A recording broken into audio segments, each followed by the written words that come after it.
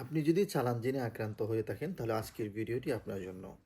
আসসালামু আলাইকুম ওয়া রাহমাতুল্লাহি ওয়া বারাকাতুহু। প্রিয় দিনী ভাই বোনেরা, আশা করি সকলেই ভালো আছেন, সুস্থ আছেন। প্রিয় বন্ধুগণ, কোরআনের মুজিজা ইউটিউব চ্যানেল ও ফেসবুক পেজ থেকে সাথে আছি আমি তাহসিন জুবায়ের। প্রতিদিনের মতো আজকেও হাজির হয়ে গেলাম জিন জাদু রিলেটেড নতুন একটা আমলিয়াতের ভিডিও নিয়ে। আজকে আমি আলোচনা করব চালান জিন থেকে বাঁচার জন্য গুরুত্বপূর্ণ কোরআন থেকে একটি আমল, ইনশাল্লাহ। প্রিয় বন্ধুগণ, যারা চালান জিনে আপনারা আক্রান্ত আছেন, আপনারা কোনোভাবেই ভিডিওটা স্কিপ করে যাবেন না, কারণ খুবই গুরুত্বপূর্ণ এবং পরীক্ষিত একটা আমল আজকে আপনাদেরকে শেখাবো, যেটা আপনি ঘরে বসে করতে পারবেন এবং ইনশাল্লাহ কয়েকদিনের মধ্যেই আপনি চালান জিন থেকে আল্লাহ তাআলা যদি চায় আপনি মুক্ত হয়ে যাবেন ইনশাল্লাহ। প্রিয় বন্ধুগণ, চালান জিন সম্পর্কে আমল করার আগে আপনি আগে বুঝতে হবে চালান জিনটা কি। চালান জিনটা হচ্ছে কোনো মানুষ আপনার প্রতি শত্রুতা করে জিনকে চালান করে, জিনকে পাঠানোর মাধ্যমে আপনার ক্ষতি করতেছে, এটা হচ্ছে চালান জিন।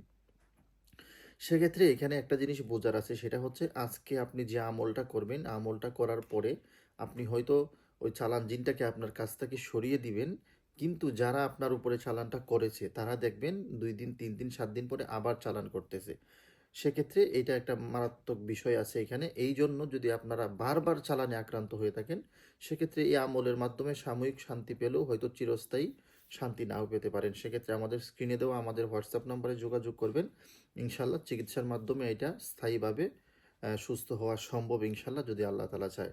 তো প্রিয় বন্ধুগণ, আজকে যে আমি আমলটা শিখাবো, আমলটা সম্পূর্ণ কোরআনী আমল এবং খুবই সহজ এবং খুবই ছোট্ট একটা আয়াত দিয়ে আপনি ঘরে বসে চালান জিন থেকে মুক্ত হয়ে যেতে পারেন ইনশাল্লাহ। তো প্রিয় বন্ধুগণ, আমলটা করার আগে কয়েকটা বিষয় আপনাকে লক্ষ্য করতে হবে। এক হচ্ছে 24 ঘন্টা আপনাকে পবিত্র অবস্থায় থাকার চেষ্টা করতে হবে। হ্যাঁ, এখন বলবেন 24 ঘন্টা কি পবিত্র থাকা যায় কি না? না, আসলেই 24 ঘন্টা পবিত্র থাকা যায় না। তবে যথাসম্ভব যত বেশি সময় আপনি পারেন পবিত্র থাকার চেষ্টা করবেন। এটা হচ্ছে প্রথম কথা। আর দ্বিতীয় কথা হচ্ছে, যদি আপনি 5 ওয়াক্ত নামাজি না হয়ে থাকেন, তাহলে যথাসম্ভব 5 ওয়াক্ত নামাজকে কমপ্লিট করার চেষ্টা করবেন। এটা হচ্ছে দ্বিতীয় নাম্বার কাজ। 3 নম্বর কাজ হচ্ছে গান বাজনা, অর্থাৎ হচ্ছে মিউজিক। মিউজিক শোনা থেকে বিরত থাকবেন। এটা হচ্ছে 3 নম্বর কাজ। মিউজিকের মধ্যে আপনি অডিও ভিডিও দুইটাই, আপনি মিউজিক শুনবেনও না, নাচ গান দেখবেনও না, এই দুইটাই মিউজিকের এর মধ্যে দুইটাই, দেখা এবং শোনা, এই 3 কাজ থেকে বিরত হওয়ার পরে আপনি প্রতিদিন ফজর এবং মাগরিবের নামাজের পরে এই আমলটা করতে হবে। কখন বললাম? ফজর এবং মাগরিবের নামাজের পরে আপনাকে এই আমলটা করতে হবে। ধরেন স্বাভাবিকভাবে 1 গ্লাস পানি আপনার সামনে নিলেন, 1 গ্লাস পানি আপনার সামনে রাখলেন, অর্থাৎ ফজরের নামাজ পড়ে আপনি জায়নামাজে বসে 1 গ্লাস পানি নিলেন, আপনার সামনে রাখলেন। হ্যাঁ, রাখার পরে আপনি যে কাজটা করবেন, প্রথমেই দুরুদ শরীফ পড়বেন 21 বার। দুরুদ শরীফ 21 বার, 21 বার দুরুদ শরীফ পাঠ করে আপনার সামনে রাখা গ্লাসের পানিতে আপনি ফু দিবেন। ফু দেওয়ার পরে আপনি বিসমিল্লাহির রহমানির রহিম বলে সূরা ইয়াসিন পুরাটা পাঠ করবেন। সূরা ইয়াসিন এই জায়নামাজে বসে পুরাটা পাঠ করবেন। পুরাটা পাঠ করে যখন মুবিনগুলো আসবে, হ্যাঁ, প্রত্যেকটা মুবিন আসার পরেই একটা ফু দিবেন আপনার পানিতে, ঠিক আছে? প্রত্যেকটা মুবিন আসার পরেই অর্থাৎ 7টা মুবিন রয়েছে সূরা ইয়াসিনে, 7 মুবিনে 7টি ফু দিবেন আপনার পানিতে। সূরা ইয়াসিন যখন শেষ হবে পুরাটা, তখন আরও 3টা ফু দিন, 3টা ফু আপনি আপনার পানিতে দিবেন। দেওয়ার পরে আবার দুরুদ শরীফ পড়বেন।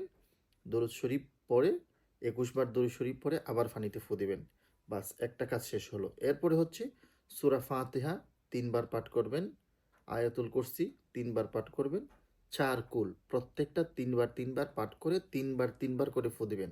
অর্থাৎ সূরা ফাতিহা 3 বার পাঠ করে 3টা ফু দিবেন, আয়াতুল কুরসি 3 বার পাঠ করে 3টা ফু দিবেন, 4 কুলের প্রত্যেকটা 3 বার পাঠ করে 3টা ফু দিয়ে আপনার কাজটা কমপ্লিট করবেন। লাস্ট মুহূর্তে আবার 21 বার দরুদ শরীফ পাঠ করে আপনি 3টা ফু আপনার পানির মধ্যে আপনি দিবেন। দেওয়ার পরে মোটামুটি আপনার কাজ কমপ্লিট। ফু দেওয়ার সাথে সাথে এইভাবে হাতের 2 তালুতে ফু দিয়ে আপনার মুখ, মাথা, 2 হাত, বুক, পেট, পিঠ, হাত, পা, সারা অঙ্গে 3 বার মুছবেন। এইভাবে ফু দিবেন। একবার মোছা শেষ হলে আবার ফু দিবেন, আবার মোছা শেষ হলে আবার ফু দিবেন। এইভাবে 3 বার আপনার শরীরটাকে হাত দিয়ে মাসেহ করে নেবেন। এই হচ্ছে কাজ। এই সেম কাজটা আপনি আবার মাগরিবের নামাজের পরে নামাজে বসে আপনি সেম আমলটা আবার করবেন। এখন প্রশ্ন হচ্ছে পানিটা তাহলে কি করব? পানিটা হচ্ছে আপনি যতবার পানি খাবেন, পানি পান করবেন, যতবার দিনে, সে ১০০ বার হোক, ২০০ বার হোক, আপনি এই পানি থেকে মিশিয়ে পানিটা খাবেন। বুঝতে পারছেন? এমন না যে সকালে, দুপুরে, রাতে এরকম ডোজ না। অর্থাৎ আপনি সারাদিনে, সারা রাতে যতবার পানি পান করবেন, ততবার এই পানি থেকে একটু হলেও দিয়ে মিশিয়ে তারপরে খাবেন। এই হচ্ছে বিষয়। এখন পানিটা কি পুরোটা শেষ করে ফেলবো কিনা? না। ফজরের নামাজের পরে আপনি আমল করছেন, এই যে পানিতে ফু দিছেন সেই পানিতেই মাগরিবের নামাজের পরে আবার আমল করবেন। যদি পানিটা কমে যায় তাহলে হচ্ছে আপনি কি করবেন, এখানে আবার পানি দিয়ে ভরে নেবেন, কিন্তু পানিটা একদম শেষ করবেন না। এইভাবে 3 দিন, 7 দিন, 11 দিন, 21 দিন কমপ্লিট করবেন। 3 দিনের পর থেকেই আপনি রেজাল্ট পাওয়া শুরু করবেন ইনশাল্লাহ। যদি আল্লাহ তাআলা চায় আপনার শরীরে একটা শান্তির ভাব, শান্তির একটা অবস্থা সৃষ্টি হবে ইনশাল্লাহ। আপনি নিজেই বুঝতে পারবেন যে আপনার আমলটা কত বেশি কাজে লাগতেছে। তো প্রিয় বন্ধুগণ, আমলটা মোটামুটি এই পর্যন্তই। ইনশাল্লাহ আপনারা আমলটা আল্লাহ তাআলার উপরে ভরসা রেখে ঠিকমতো আদায় করুন। ইনশাল্লাহ অবশ্যই, অবশ্যই ফায়দা পাবেন। আসসালামু আলাইকুম ওয়া রাহমাতুল্লাহি ওয়া বারাকাতুহু।